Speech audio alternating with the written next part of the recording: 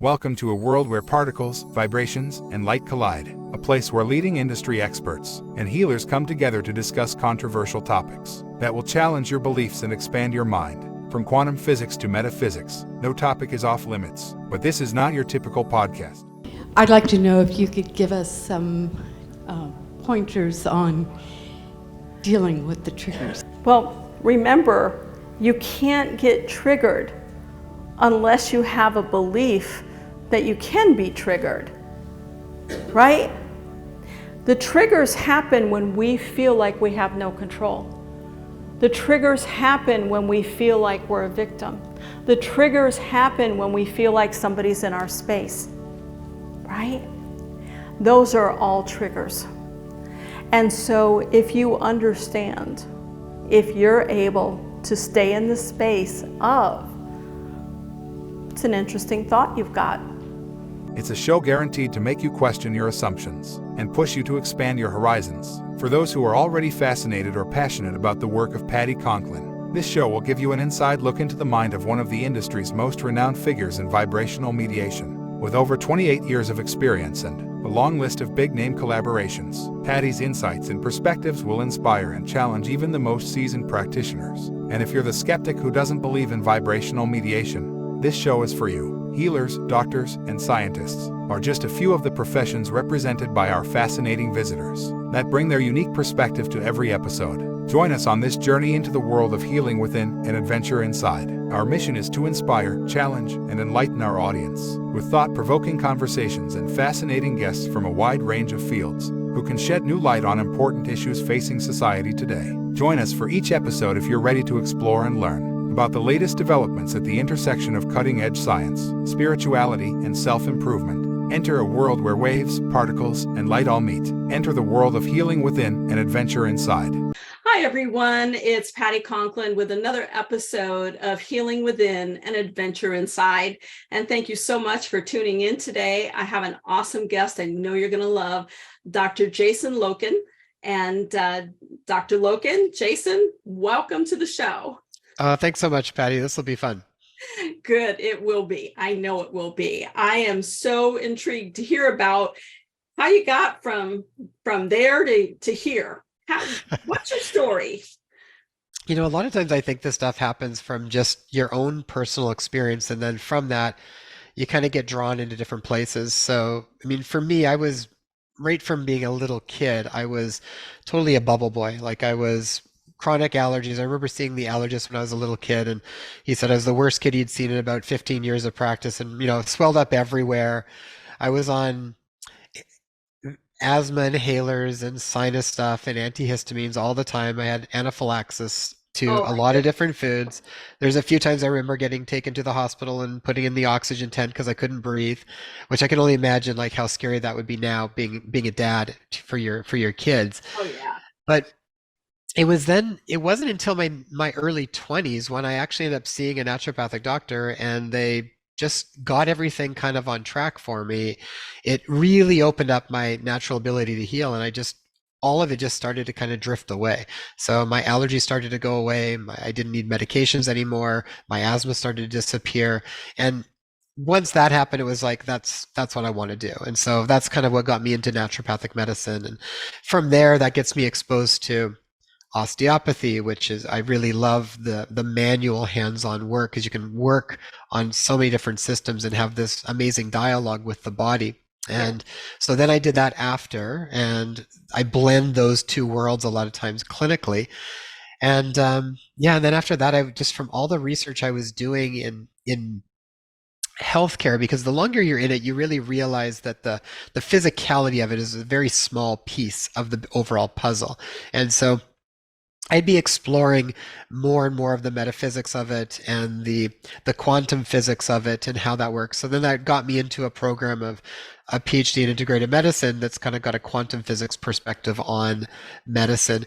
And so that's kind of what I'm in the process of, just about to start my dissertation. So once that's done, then I think I'm done formal school for a while. But otherwise, it was just this journey of wanting to know the other piece and what's the next piece. And you kind of realize you know a lot less than more the more schooling you do. And then I just get really curious. So Yeah, I used to teach quantum physics to metaphysics with life in between. I would just go to that whole particle theory of, Yeah. what is our body really? Well, we're not solid, we're particles, and therefore we can adjust and we can move and so forth. And I just love the whole concept of it and the curiosity of it, looking from body to body. Yeah. It's pretty awesome. So in understanding the quantum physics and the metaphysics to it, where did your path lead in your curiosity from there? I really dived pretty deep into studying around metaphysics and consciousness particularly. Probably one of my main teachers was Dr. David Hawkins, who wrote a book called Power versus Force and a number of other books. And we used to go down and see him in Arizona speak for quite a while. And that really expanded my understanding of sort of the field and fields of consciousness and how that really is the overlay for what we even see in our reality, whether it be health or finances or relationships or whatever it might be. It's kind of the field that sort of dictates the lens that we see everything. So that's kind of really what started to reshape the way that I worked with people, was because I realized there's physical pieces, but you really have to start to address these more expansive bodies of health, like the vital body and the energetic, the emotional, the mental, the spiritual body. All of these things are sort of this top-down model. They're a larger field that is what ultimately is going to come down and filter down into the physical. So as much as I will still take very physical stuff and address, because I think you still need to address the body and the person where they're at, you're trying to blend in these other concepts because that's really the blueprint for what's going to happen. And if we're not changing that, we just keep doing the same thing. So even if you clear up something on the physical, it doesn't really go away. You're not really healed. You usually find that it filters back out again, whether in the same way or slightly different way. No different than relationships. If you haven't kind of adjusted certain things, you find you're like, this feels really like deja vu again, going through the same thing just with another partner. So Absolutely true. Absolutely true. I think it's so critical and vital that people address all of the externals, the emotional, especially, if they had trauma in their childhood, and they'll say, well, I've been in therapy and I've got a good understanding of why that happened. And I'm like, yeah, but the emotion of the event stored at the time of the event, and that's what's kind of stuck there. At least that's been my hypothesis through the last 28 years. And, working with them where they're at, but helping them move into other areas of understanding just seems to be so important. So important. yeah. I think the vital body is sort of what houses the emotions. And when you think about it from whether we talk about meridians or chakras or any of that, that's kind of that world of vital body. And the stagnation or those emotions that can stay, if they haven't been sort of transcended to the sort of more the beneficial aspect of that emotion, then it will create a block, and it literally will kind of create like an energetic block in that area, which then filters down and changes the blueprint, and then we feel it in our physical body. It creates these troubles. So then you can work on those things because it will create biochemical changes in some of these different things. But again, if we can resolve that sort of conflict that hasn't been resolved, process the emotions that are there, and then I think then live more clearly with more direct access to who we really are, as opposed to the false sense of identifications and perceptions that we think we are. I just think we run into less and less troubles. We don't accumulate as much stuff that we have to then process and burn off and all this sort of thing. Yeah. Keep it simple. Yes. Keep it simple. It's just getting there is the tricky part.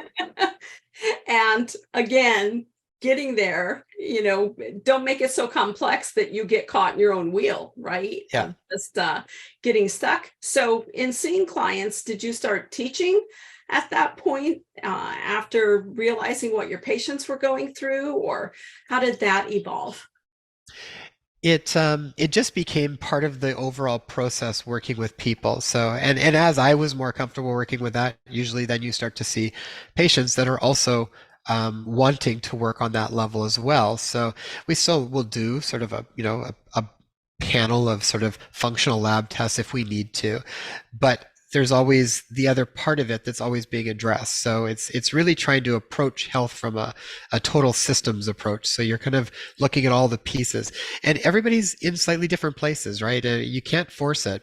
Sometimes I just feel like, I've had some people where we've talked about certain things, and it's like, to me, as soon as they came in, it's like, oh, like, you can kind of tell where the problem is, but that wasn't somewhere they were ready to go. They wanted a very physical answer. It's like, it's not a physical answer problem, or you're going to be very limited. And then they'd kind of leave, and then you might even see them come back a year and a half later, and like, I'm now ready to kind of look at that, right? So Yeah. everybody in their own time. Yeah. Yeah. It's so true, because you can give them the information, but like you said, sometimes it takes them a year or two to go, oh, now I know what you were talking about. Okay, I'm ready. And Yeah, and a lot of times we're just not ready.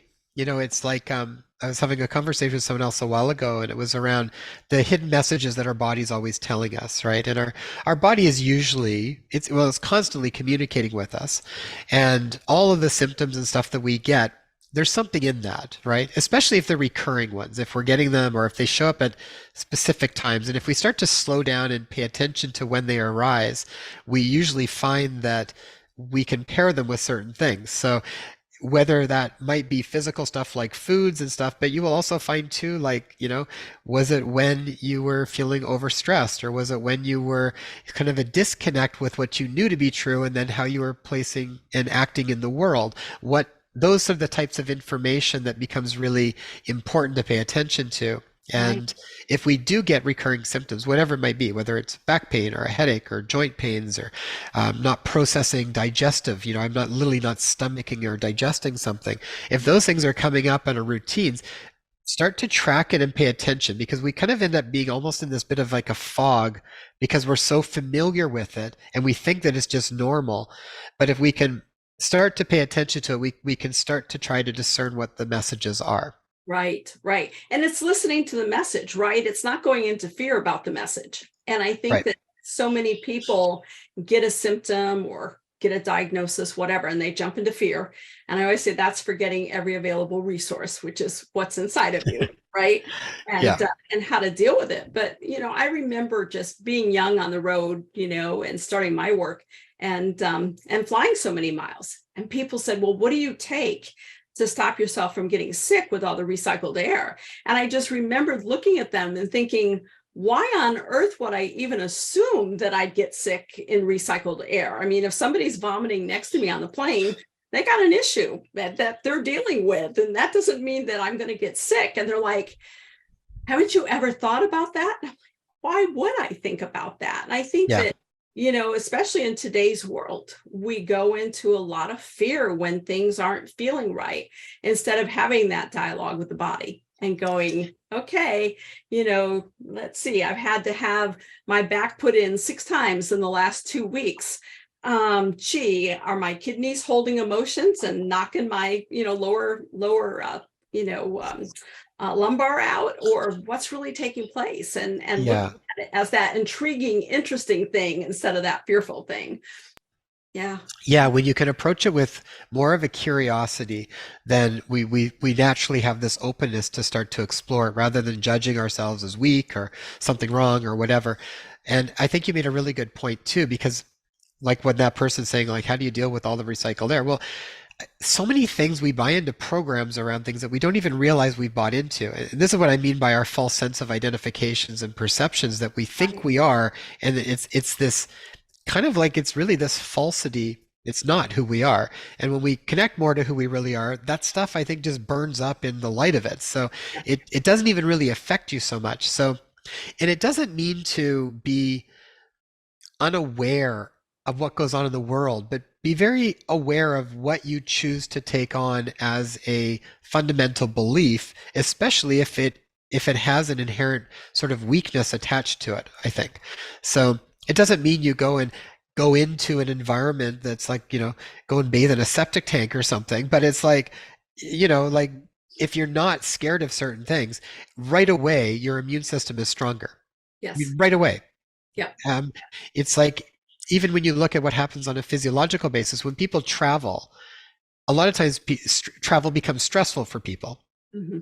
either they're thinking about, they're trying to figure it out, they're worried about something, or just they're worried about the air on the plane or whatever it might be. And then you'll actually see a lowering of IgA levels in the mucous membrane. And that's like your first line sort of that's like your first line antibiotic, basically sort of protective. Your immunoglobulins there that protect you from things. And this is why a lot of times people do become a little bit more susceptible because those things are happening. But if that first step isn't there, that's creating it as a stressor, then you're not going to have the other downstream effects on it. So I think be aware of where we are, and if you need to support that and that helps you feel a little better, then great. If it's just not an issue, then even better. Right. I think that it's really understanding, going deeper into the body, what your subconscious is saying, what your body is saying and what you're consciously thinking. If you're buying into the fear or the concern of, I live in a floating trailer, I live on my little tiny houseboat because I have commitment issues to houses. So I live in a little cabin on a lake for a couple of years, and then I moved back to the houseboat. I just kind of go back and forth because sometimes I need the movement of water and sometimes I just want to see it. And people say that's weird. And I'm like, could be weird, but I know if I didn't listen to what my body needed, then that would be causal effect for me to start having that immune system shut down. And I think probably the most important thing that you just mentioned there is that even though that was weird for somebody else, you still listened to it and followed through with it.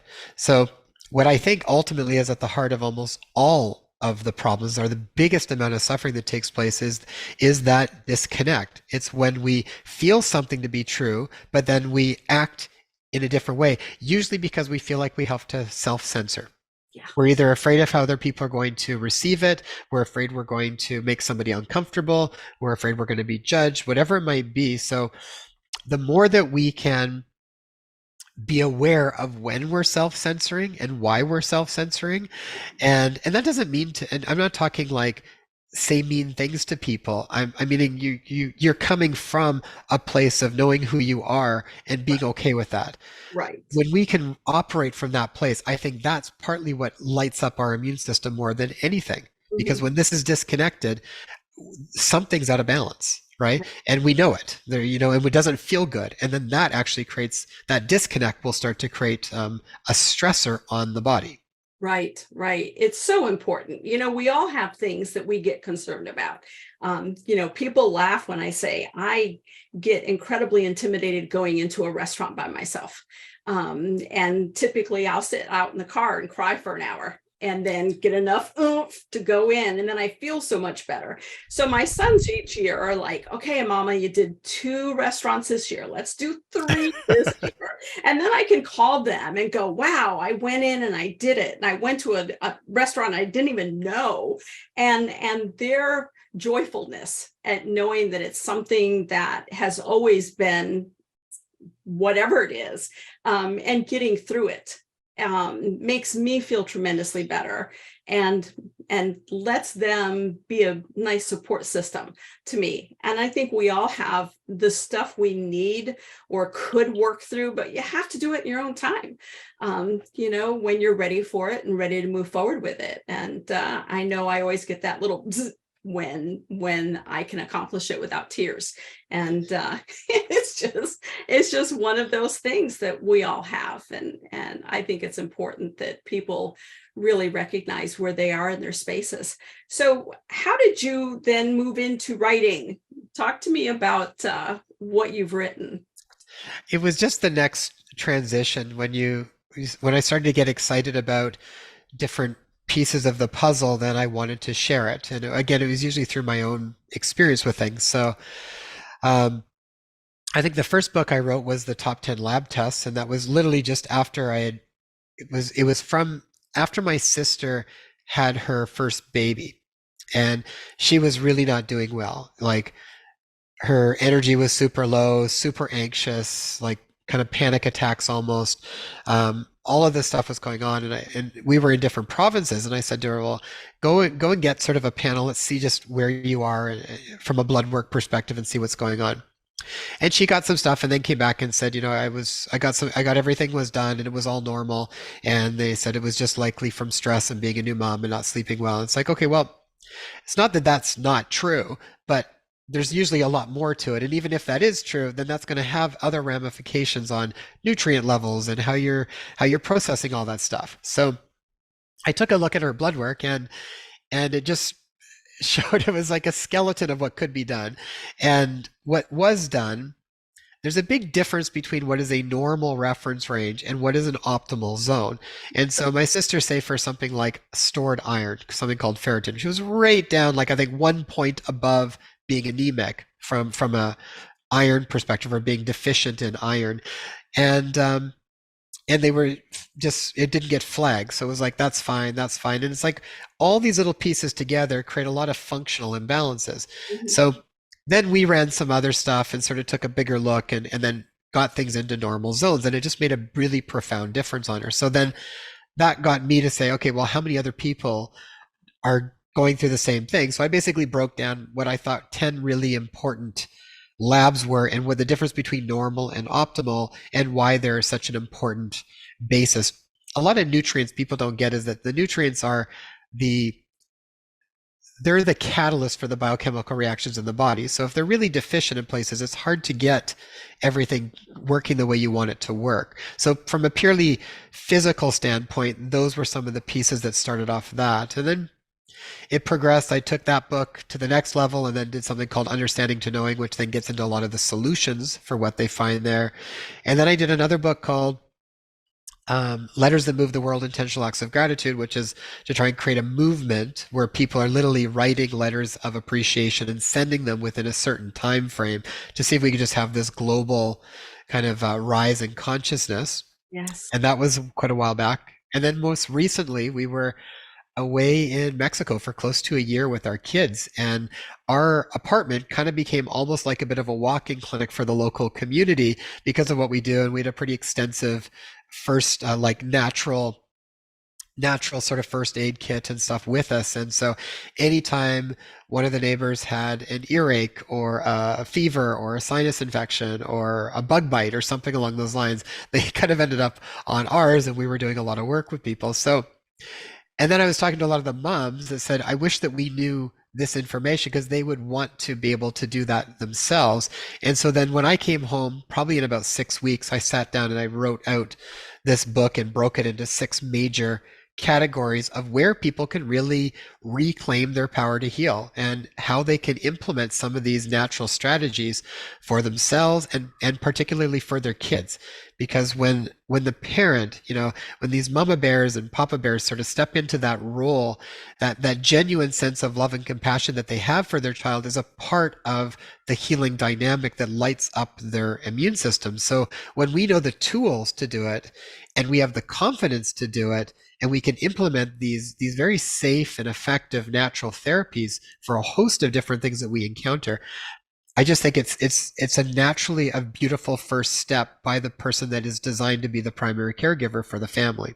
Absolutely. Absolutely. And so critical. I mean, we have a lot more stay-at-home dads than I think we have in the past. And, maybe they don't have quite the same intuition as the mom, but they're really developing. And I think so many of them also want to know, what do I do for my child without running to the doctor or running to urgent care? What can I be doing just at home and taking care of things? And I think it's so critical that across the board, men and women are being able to nurture their children at home and know when they do need to go see a doctor, when they need to go see a holistic doctor, or whether they need to go see an urgent care. Yeah, And absolutely. I Yeah, know that they've all got their places. I think what's generally just happened, and like we were talking about even earlier, I just think we've gotten so used to outsourcing so many aspects of our life to somebody else,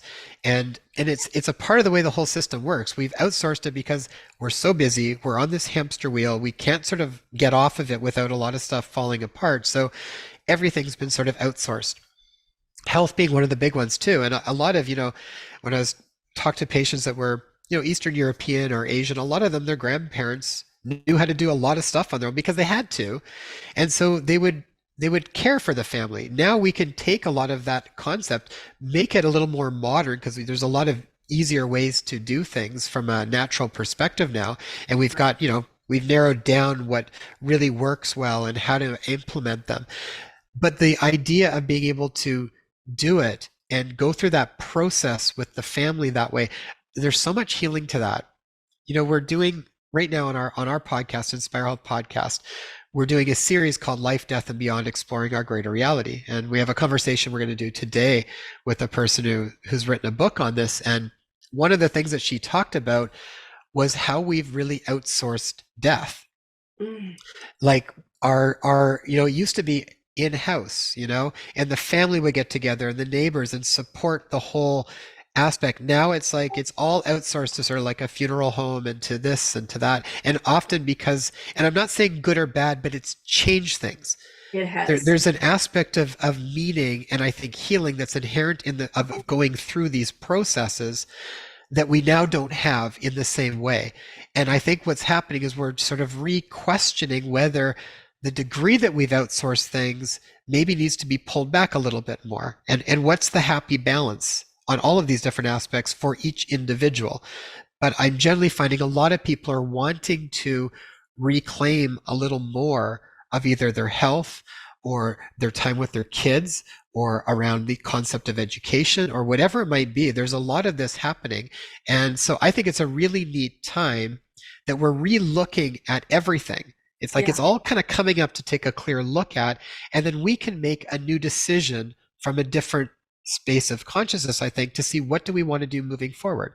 Right. And so I think it's a really beautiful place for us to show up and really see how we feel and not self-censor and then bring that into life. Yes, I think stopping the self-censor is just so critical in so many different places. I know that, in looking at the physicians who work with end of life, and my niece being one of them, she decided she wanted to work with end of life care because we'd had so many conversations about me saying it doesn't need to be scary. It doesn't need to be painful. We can make the whole process of dying for individuals so much better if we address it right off the bat of, yes, okay, you're going to pass, but what's your belief system? What's your background? Wow, that's awesome. Let's move it from there. Let's get you out of pain. And she'll laugh and say, well, you touch somebody and take them out of pain. And I usually need to give them medication. I'm like, but what if in your practice, you really started working with the emotional aspect and your energy just being what it is, and see if maybe you don't need to give them as much medication for pain. Nothing wrong with it if that's where they are, but work with it a little bit. And I think that people are reaching a state where they're really wanting to come back around, right? They're really wanting to come back into that tribal familial group and the associating neighbors, and just kind of bring the village back into our lives and not outsource so much. I mean, really important work.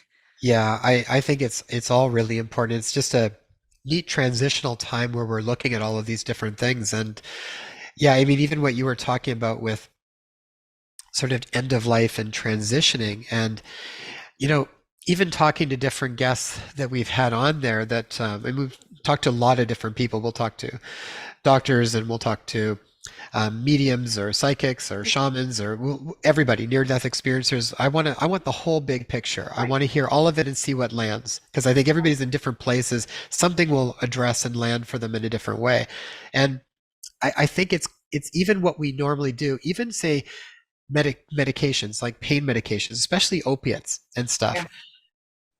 We give them because we don't like to, we're trying to minimize suffering. So they're being done in a compassionate way. But when we only are looking at our reality through a very physical standpoint, we don't know all of the potential ramifications on how beneficial that is from the other layers. One of the guests we talked about, Guy Needler, who's done, he's pretty amazing sort of what he's been able to connect in with. And and this has come up a few different times with different people, is that sometimes those medications can actually anchor you still more in the physical, which can make it even harder To leave. to transition. Yeah. And so when we start to think, okay, we're not just this physical being, we're all of these other pieces, Mhm. it makes us have to relook at everything. What is really in the greatest good?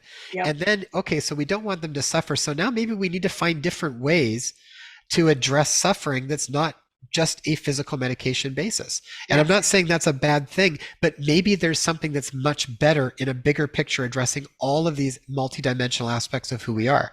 And I'm super curious to see what we can bring in if that is our mindset, we're open enough to explore it.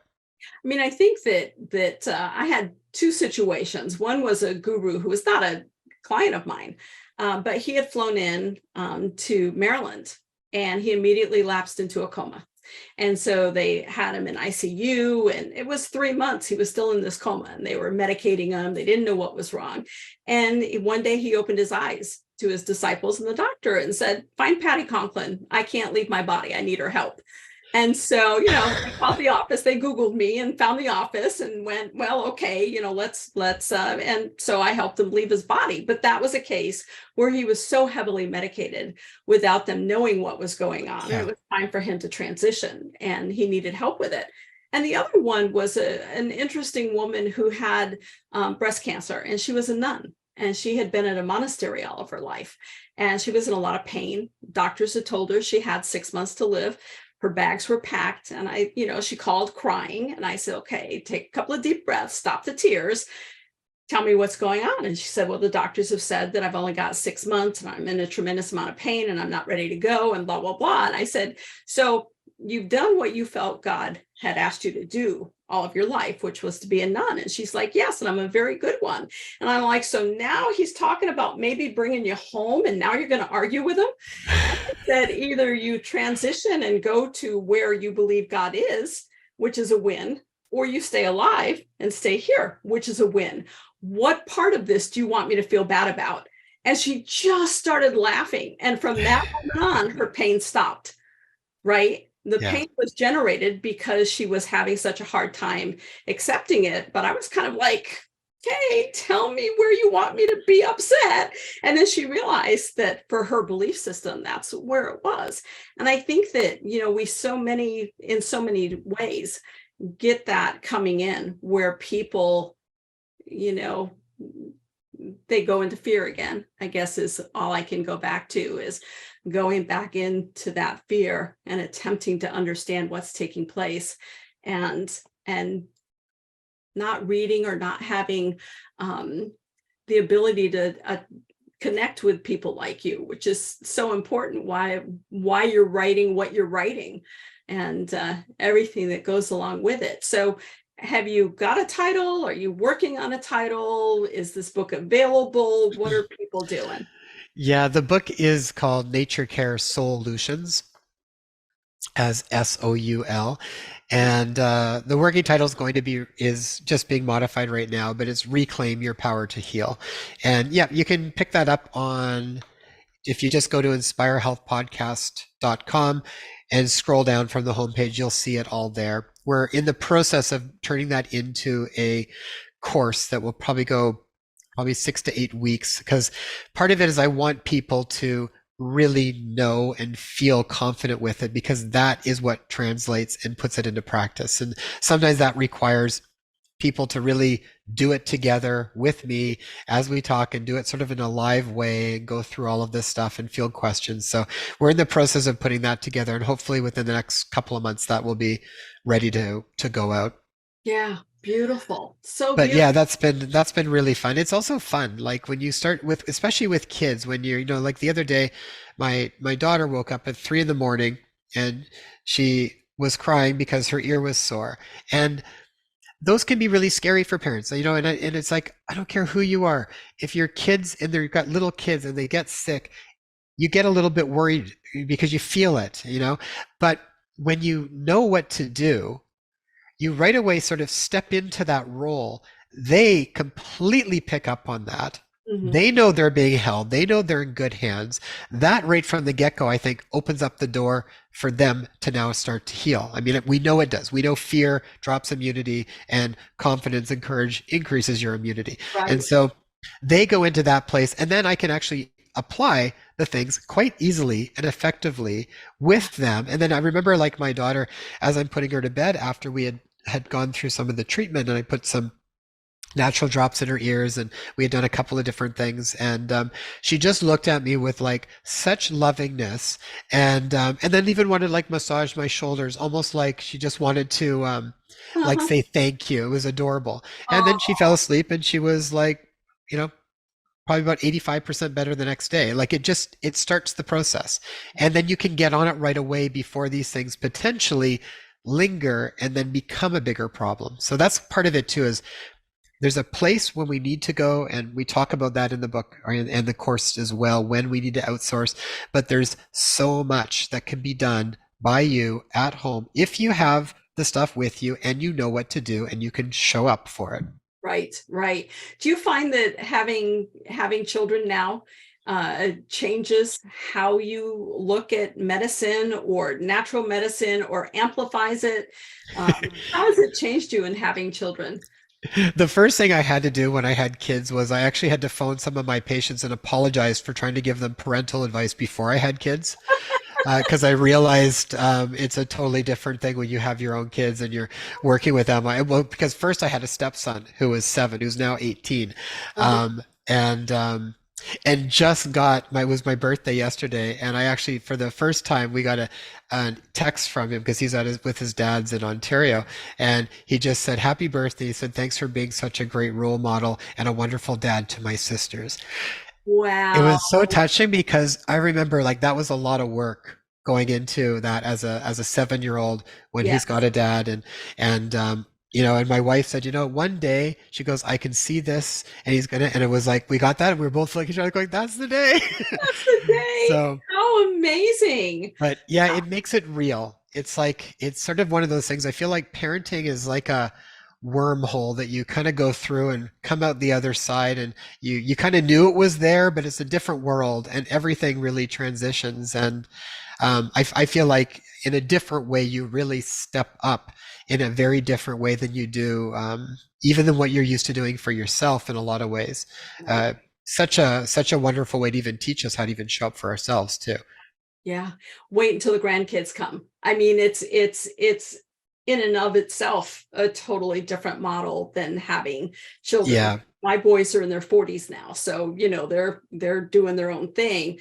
But now having their children in my life and just watching them and what's already innately known in them, having the birth of each grandchild and looking in their eyes to see what part of my gift each one had, and realizing that they'd have one, and then just kind of watching it without saying anything come into fruition. And also as a grandmother, as an Oma, changing how I'm amazed on how more concerned I am when the little ones are sick than what I was when mine were sick. And maybe it's because I'm, houseboat away, whatever, but I'm one door removed. And I really believe parents need to parent, right? yeah. And give my advice when they call me and not any other time. But it definitely changes your world. It Yeah. Well, and grandparents and kids is such a really unique relationship because a lot of times when you're a parent, you know, depending on how you've constructed your life too, but parents, you're kind of in the throes of the world. You know, you're in the prime of like your time working, and you got lots of different things and different bills, and it's just a lot more stuff going on. So you're doing that while you're parenting. Mhm. Grandparents a lot of times end up in a position where they've gone through all of that. They usually don't have the same responsibilities and stressors in the same way, so they can kind of be much more present with the Mhm. kids. And I think ultimately we can as parents too, but we need to restructure things so that we're not a part of it is just reprioritizing. I mean, we made a lot of big changes. We sold our house. My wife's parents sold their house. We ended up getting a place together that's two completely separate sort of places. Our kids can go up and spend time with them. I can help support and look after them as they're getting older and going through their illnesses. And we've just fine-tuned and condensed things in a way that's worked well for our family. So I mean, I think it's lovely. I've got an Oma suite at my son's house. And so, especially when, the first one was born, it was a matter of, you want to come over because we're kind of sleep deprived. we need help. We'd love to bring Kylan down to you. They'd bring Kylan down, and within 2 minutes, he'd be sound asleep. And I'm like, are you sure he's been crying? And they're like, he's been wide awake. And I think that grandparent element, I really give kudos to you and your family for doing that, because I think when the synergy's right between parents and their children, then you can go that extra mile. You can say, let's have two separate areas. But let's just go ahead and combine, because when we really look at 100 years ago, 150 years ago, that's the way it was, right? Is our families were part of that. So yeah, it's a part of this taking separation to the extreme. And now I think we're figuring out, where do we want to balance that back out with? And it's going to be a little different for everybody. I'm not saying our situation is what everybody should do, but it was something that felt right for us. And it actually required a lot of growth and transition to even be able to be in a place where you could do that and make it work. And that in itself was, I think, very healing in a lot of different aspects of different relationships too. A lot of openness. I remember my son lovingly putting me in my place after, the second child was born. And so they were, 3 and 1 or whatever. And the 3-year-old, he asked the 3-year-old to do something and he didn't listen. And I just instinctively said, didn't your dad just ask you to? And my son came over and he kissed me on the forehead and he looked me straight in the eye and he's like, would you allow me to parent, please? And I'm like, oh, snap. Yes, I was totally out of place. But he did it so lovingly that, of course, I need to mind where I'm butting in. And just because I'm over there doesn't give me the right to chastise the child. So today I get to take him for his haircut. He's 10 now. So I'm just thankful he's going to get a haircut. That sounds like fun. It's definitely navigating dynamics for sure. Totally. And, I think everybody can do it. I think it takes willing parts on all parties concerned, right? To be able to get in there and do that. My daughter-in-law teases, if your mama, if the boat doesn't have electricity or whatever, I'll get a text from your mama saying, oh, by the way, I'm downstairs in the suite. And she's like, other than that, I don't know she's here. And she said, every 2 or 3 days, they'll come down and check on you to just make sure you're alive. But she's like, you never come up. And I'm like, I really want to respect that family dynamic. If I'm there to help you, great. But if I'm there because the houseboat is not manageable that day, then I'm here and nobody needs to know. So, it's I love the family dynamics. I loved becoming a mom and, traveling so much while my sons were growing up and just realizing what a help they were, that they really felt that their task in life was to help me be successful and take those phone calls after radio shows and all that stuff. And now they're like, yep, you can hire that out now. We're good. I love it. I think that's really sweet. And it is. It's like the dynamics are all going to be unique and they'll find out whatever is going to work. But I think if you are both open and loving and work with it, then you can really make almost anything work. And to me, it's like better than I could have imagined, from earlier when we, lived our own separate ways and did all these different things. I love it. I love that the kids can go up and they can spend time. It's probably the most fulfilling thing for the grandparents is to have their 5 and 6-year-old granddaughters there, seeing them on a regular basis. My father-in-law is kind of in his last, I think, final stages of leukemia that he's been going with. So we're all here. We're able to do that. If he's not feeling well, sometimes we're all up there doing stuff and the girls are like massaging his feet and putting essential oils on his feet and massaging his hands. And I mean, it's just, it's beautiful. It's beautiful. And everybody benefits. everyone benefits. So I just kudos to you. I'm glad you're really bringing this to light, and I know people are going to be excited about your course and training, and just reading what you've written so far. Really important. And I want to thank you so much for coming on board today and being a part of Healing Within and an adventure inside, because I think it's always an adventure inside, but you take it to the next level. So thank you so much. Oh, thanks so much. I appreciate it. And if people want, they could pop by inspiredpodcast.com and then just scroll down, and there's a free download that they could check out that's called Accessing Your Heart's Wisdom. I think right now, with the degree of sort of overwhelm and people have troubles making certain decisions and things like that, and they're usually up here too much, this really gets them back down to their intuitive body and see what actually their answer is when they address that piece of wisdom, as opposed to trying to rationalize and make their list. So that's a free download. It's a meditation we created in a PDF that just sort of will give people some guidance to get back in themselves to find the answers. So feel free to go there and check that out. And thank you so much, Dr. Jason Loken, for being a part of today's show. And everybody listening, go check Dr. Loken out. Thank you so much.